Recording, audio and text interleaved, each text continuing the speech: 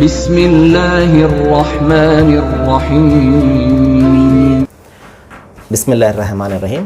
సోదర మహాశీలారా, సోదరిమణులారా, మనిషి జీవితం ఇతరుల కోసం ఉన్నట్లయితే నిజంగా అది ఎంత అద్భుతమైనటువంటి జీవితం.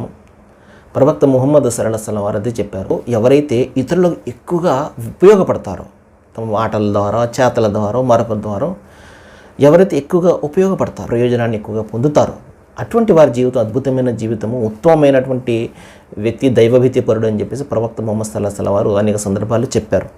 మన చుట్టూ ఉన్నటువంటి అనేక సమస్యల్లో అనాథల సమస్య అనేది ఎక్కువగా మనకు కనబడుతూ ఉంటుంది. తల్లి తండ్రి లేనటువంటి వాళ్ళు, తల్లి తండ్రి లేనటువంటి దానికి కారణాలు చాలా ఉంటాయి. యుద్ధాలు కావచ్చు, లేకపోతే అక్రమ సంబంధ విషయంలో కావచ్చు, లేకపోతే కోట్లాటల్లో, మరొక యాక్సిడెంట్లో తల్లిదండ్రులు చనిపోవడము, రకరకాలైనటువంటి కొన్ని రాజకీయ కారణాలు ఉన్నాయి, కొన్ని సాంఘిక కారణాలు ఉన్నాయి, కొన్ని నైతికబద్ధమైన కారణాలు. ఈ విధంగా ఒక అనాథలు అనేది సమస్య మన చుట్టూ కూడా చోటు చేసుకుంది. రకరకాల అనాథాశ్రమాలు కూడా మనకు కనబడుతూ ఉంటాయి. దైవం ఇక్కడ ఒక హెచ్చరిక చేస్తున్నాడు. ఏం చేస్తున్నాడంటే 4వ అధ్యాయము 10వ వాక్యంలో, ఖురాన్లో మొత్తము 114 అధ్యాయాలు ఉన్నాయండి. అందులో 4వ అధ్యాయం 10వ వాక్యంలో ఈ విధంగా తెలియజేస్తున్నాడు. అనాథుల ఆస్తిని అన్యాయంగా తినేవారు తమ పొట్టలను అగ్నితో నింపుకునేవారు అవుతారు, జాగ్రత్త. ఆ కాలంలో తల్లిదండ్రులు లేకపోతే వాళ్ళ ఆస్తులను వీళ్ళు కబ్జా చేసి వాళ్ళు తినేసేవారు. దైవం హెచ్చరిక చేస్తున్నాడు. అనాథల సంరక్షకుడు ఏం చేయాలి? జాగ్రత్తగా సంరక్షించి వాళ్ళ పెద్దవాళ్ళని తప్పగించాలి. అలా కాకుండా మీరు ఆ అనాథల యొక్క ఆస్తిని, లేకపోతే వాళ్ళ యొక్క సంపదను మీరు అన్యాయంగా తింటే మీ కడుపును మీరు అగ్నితో నింపుకున్నట్టు, నరకాంతో నింపుకున్నట్టు, జాగ్రత్త అని చెప్పేసి దైవం హెచ్చరిక చేస్తున్నాడు. వారు తప్పకుండా నరకాగ్నికి త్రోయబడతారు.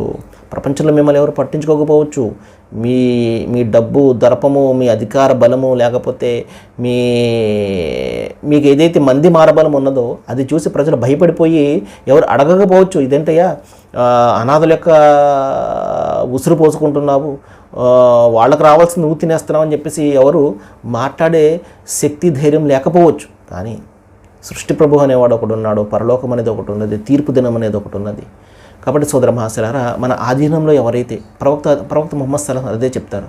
మీ ఇంటిలో కానీ ఒక అనాథ పెరిగి పోషింపబడుతున్నట్లయితే ఆ ఇల్లు అద్భుతమైనటువంటి ఇల్లు అని చెప్పేసి ప్రవక్త ముహమ్మద్ సల్లల్లాహు అలైహి వసల్లం ఒక శుభవార్త కూడా ఇచ్చారు. కాబట్టి సోదర మహాశయులారా, అనాథల యొక్క రక్షణ చేద్దాము. మన చేతల్లో ఎవరైనా మన యొక్క అండర్లో ఎవరైతే ఉన్నట్లయితే. వాఖిరు దవానా అనిల్ హమ్దులిల్లాహి రబ్బిల్ ఆలమీన్. సర్వేజన సుఖ